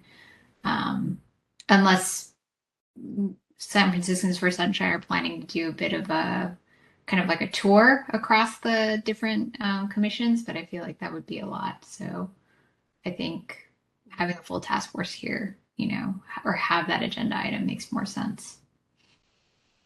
Member Wong, that is a good point. I guess maybe the best way to put it is this committee would be happy to take that up, but perhaps what would be important is for me to confer with Chair Yankee and see if he is interested in taking it up with the full task force at an earlier meeting. And if so, then we would be available for follow-up. But I think that's a good point, and that if he's able to get it on the agenda for an earlier full task force meeting, we're not going to compete, but we are available if that's not possible. Any other thoughts or comments or additional announcements, comments, questions, or future agenda item suggestions from committee members? Oh, Ms. Washburn is here. I know. I'm going to give her a chance to make public comment. Okay. But I want to finish this item and then allow for all public comment. Members, do we have anything else on this item before we open up for public comment? Okay. In that case, Mr. Young, I know it sounds like we have at least one person who would like to make public comment on what we've just discussed regarding potential future agenda items. And if there's anyone else who would like to make public comment on this, if you're on WebEx, please raise your hand. If you're on the phone, please press *3 to join the queue.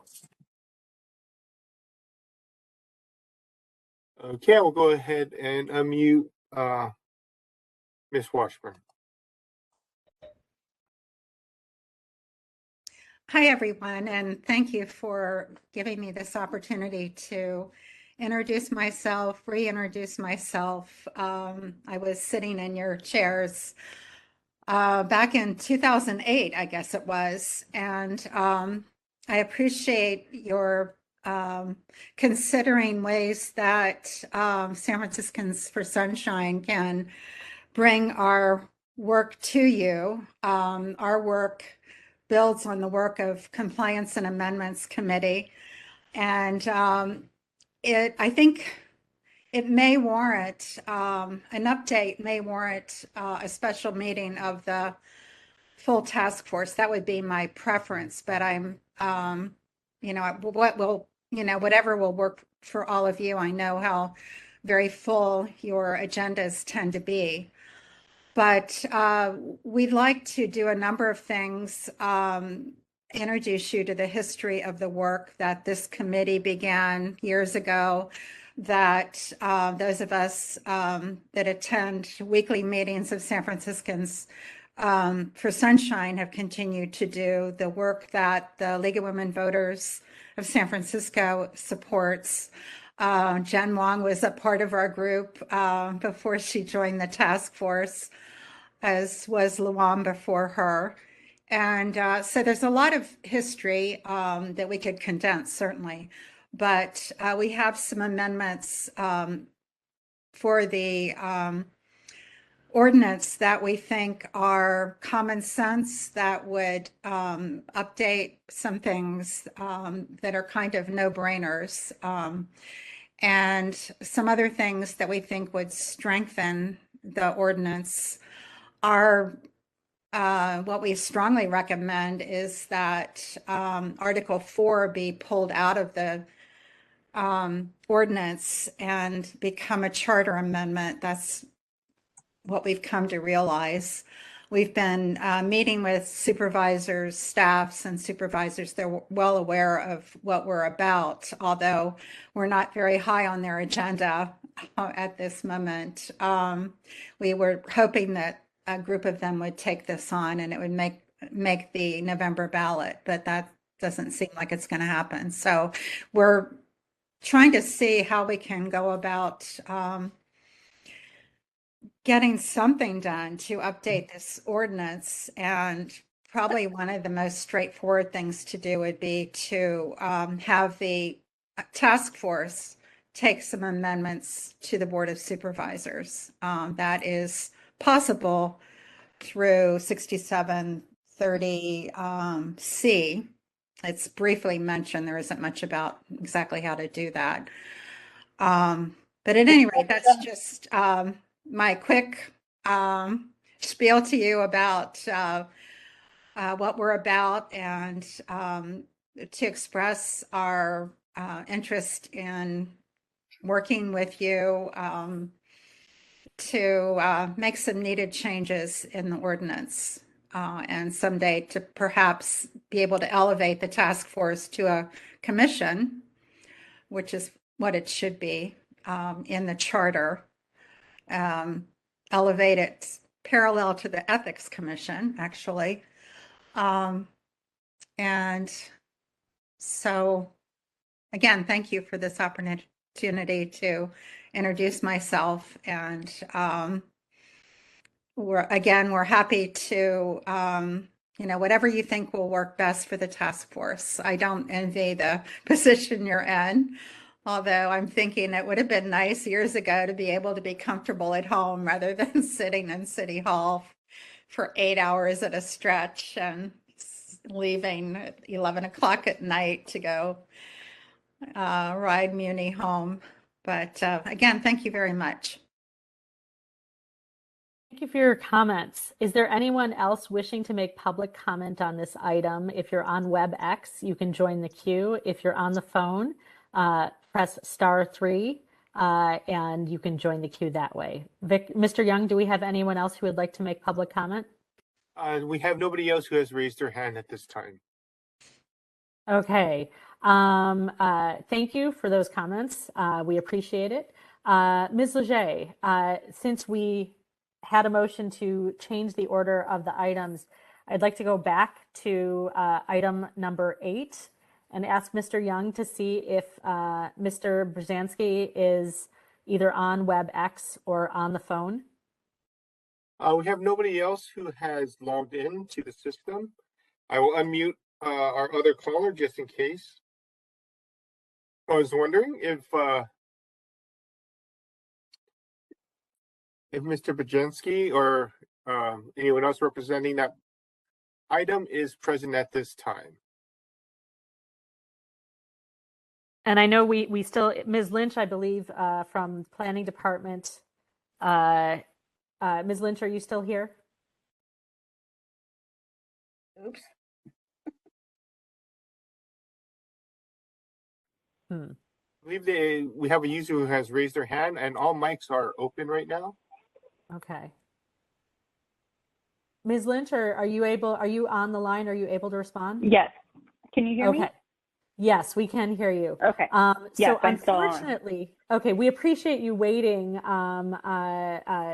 to participate in the item. It looks as though our petitioner is not here, and unfortunately, he was here earlier in the meeting, so I'm not sure what happened. It seems as though he was intending to participate, and we don't know what has happened. I would like to postpone this item to the call of the chair and put it on our next agenda. I'm sorry that you took the time to be here and that we aren't able to hear this at this time. But and Ms. Leger, if you could please follow up with Mr. Brzezinski and find out what happened. But I'd like to give him the benefit of the doubt since he was here earlier and even participated in public comments on a different item. And who wants to second that motion? I don't think there's a need to because it was to the call of the chair, right? No, we need a second. Okay, that was a motion. Do we have a second for it? Okay, I will second. This is Member Wong. Okay, thank you, Member Wong. Members, any modifications to that motion, or should we open it up for public comment? Okay, Mr. Yan, could you see if there's any public comment on this motion to postpone, to move this item to our next agenda because the petitioner is unexpectedly not at the meeting? All parties are unmuted at this time, so if you'd like to make public comment, please announce yourself. This is Laura Lynch. Can we just confirm what that date would be, just so I can have it in my calendar? Thank you. We will confirm that date. Since we're I don't want to interrupt the vote, but as soon as we vote, we can get back to you with that date. Understood. Young, my apologies. No problem. Mr. Young, it looks like we have no public comment from parties not involved in this matter. Is that correct?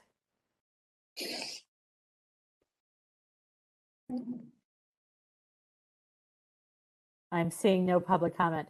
Ms. Leger, could you call the vote and then we will confirm the date of our next hearing?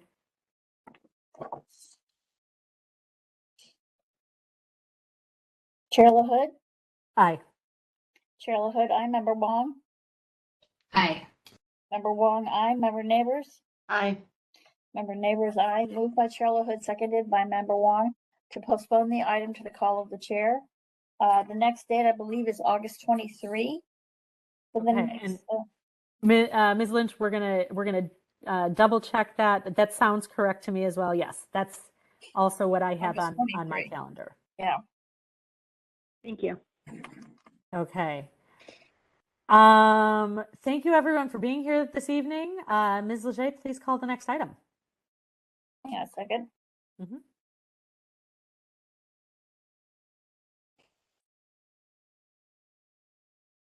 Item number 10, adjournment. I have 6:47. Who moves to adjourn? A second. I move to adjourn. My second. Okay. All in favor? Aye. Aye. Aye. Thank you. Good to see you all. See you next week. Yep, thank you.